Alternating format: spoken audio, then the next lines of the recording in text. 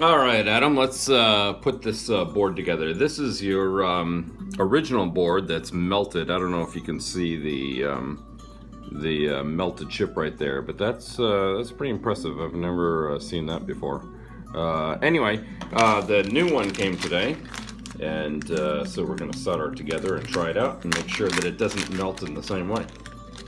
I'm not sure what was wrong with that first board, but sometimes there are just mysteries in the universe. All right, so we are going to use this to hold it in place. This is a Raspberry Pi I happen to have sitting around. I'm gonna put that on there, put that on there, and remember we solder this corner one first, and that way, yeah, as I get older, it's harder and harder to see these things.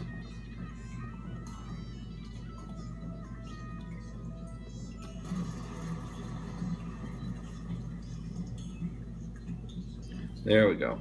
And now that that's soldered, I heat it up and then lift the board up and let go. Let it cool down. And then it stays in place. Cool. Let's make sure it's...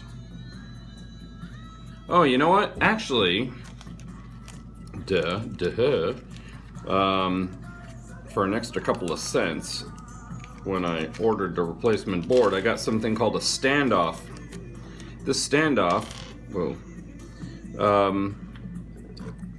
helps the board stand off. I know, surprising, isn't it? So, you know what? Let's just take that off again. That might have been a mistake. So we'll heat that up.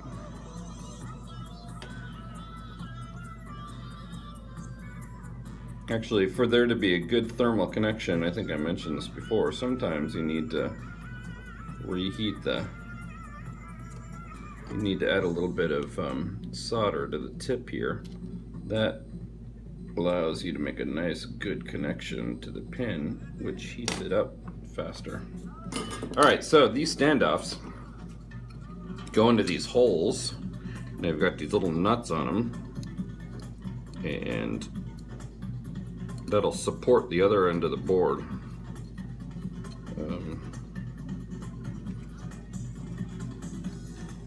There we go.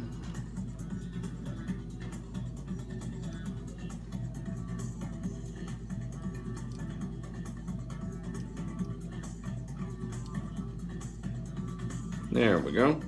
And now, when we do that same thing, of course now it's not gonna work because I have a bunch of solder in the hole, so the pins aren't gonna go in. Life is full of challenges.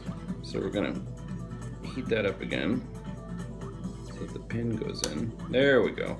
And now the standoffs hold the board up.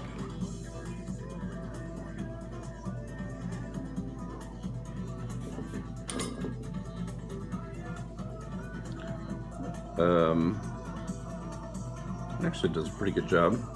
Still nice and flat and even there for the most part. And then it's supported on the side. Alright, so let's go through and solder all those puppies. Just like you did.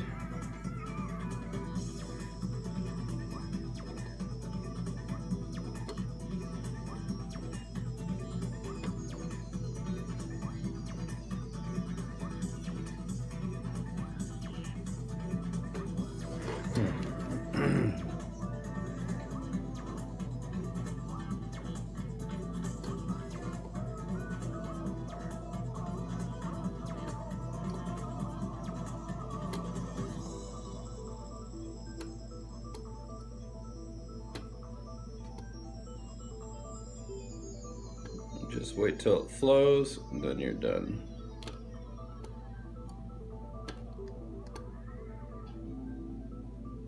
There we go.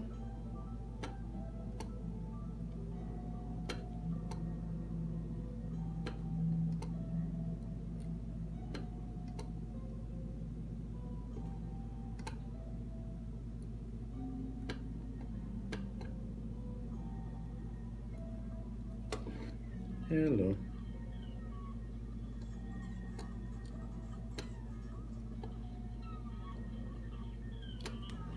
And on the other side. Boop, boop, boop, boop.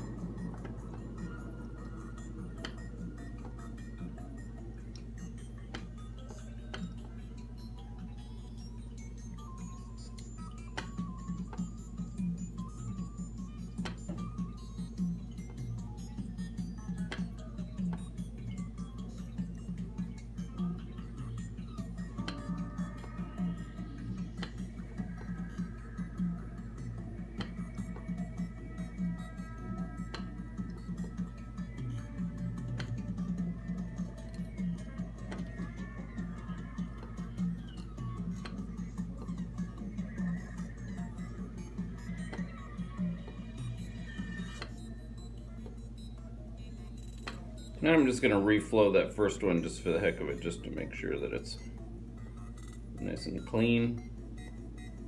Heat it up, let the solder reflow. Good. Now, if you fast forwarded the video, welcome back. We are done with soldering this connector. So let's pull this off, because now, as you remember, we have to solder the terminal blocks. Let's see, we want those facing outward.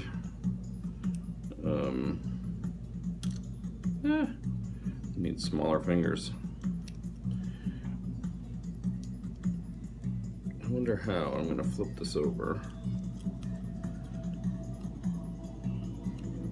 Once I get all these in here. I don't know. Guess I'm just going to go for it. There we go. Alright, now let's lift it up somewhat so that it's level. Good. Now let's solder these in.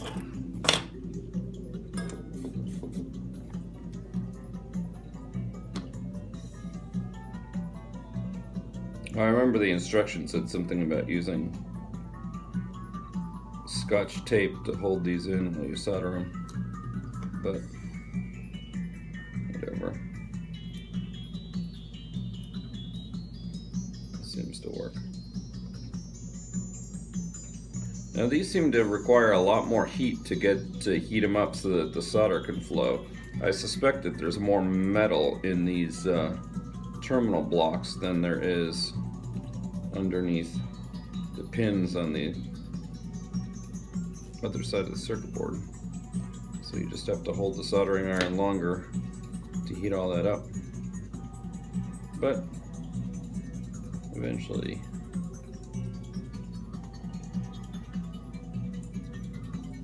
it works.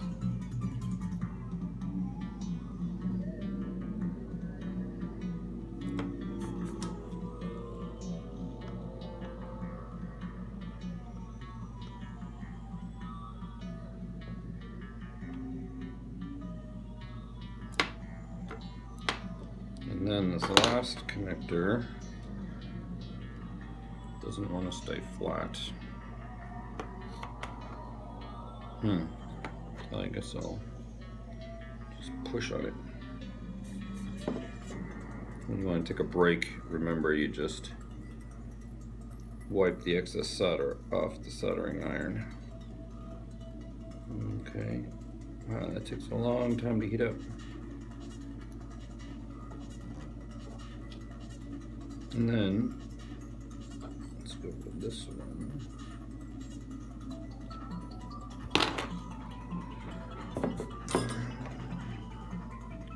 That looks pretty good. Alright, so now I've got another one that doesn't have the chip burned out of it. Let's try it out.